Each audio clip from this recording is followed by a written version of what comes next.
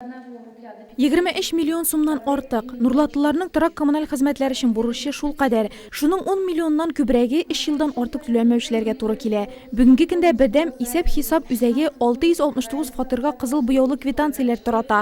Түләүләр өчен бурычлыларның яртысыннан артыгы имин булмаган гаиләләр. Үзәк башлыгы Шулпан Сөләйманова проблеманы җентекләп бәян итеп кенә калмады, бурычлардан котылу юлларын да күрсәтте. Салым түләү мәсьәләсенең дә гомум район планеркасы көн тәртибенә чыгарылуы һич очраклы түгел иде. Куелган срок 1 декабрьгә атна 10 көн вакыт кала. Нурлатлылар түлисе сумманың бары 64,7% гына район казнасына кергән дип белдерде район башкарма комитеты җитәкчесенең беренче урынбасары Руслан Морадымов. Шуңа да Тулаем район аппараты алдында проблеманың кабыргасы белән куелуы әлеге дә баягы аны хәл итүне тизләтү җәһәтеннән. Нурлатта диспансеризация планы 75%-ка үтәлгән. Авыруны дәвалаганчы аны кисәтү хәерлерәк. Районның баш табибы Рафаэль Габдрахмановның доклад анализы да шул хакта иде.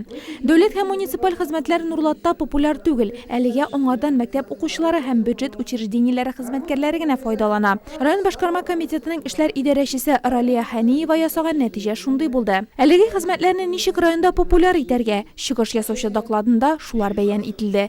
Әлегә атнадан Нурлатта гражданнар кабул итү декадасы старт ала.